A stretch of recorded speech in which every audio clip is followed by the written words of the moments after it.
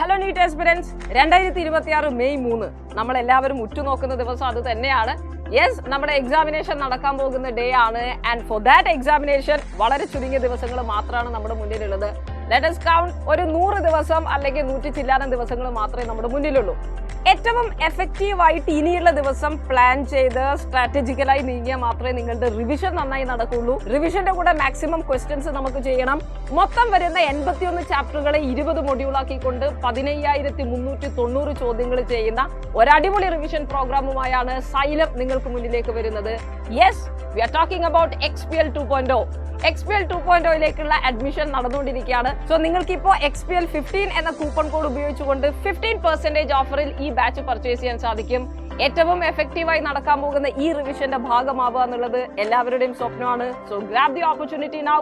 Let's crack NEET 2026 together. All the best.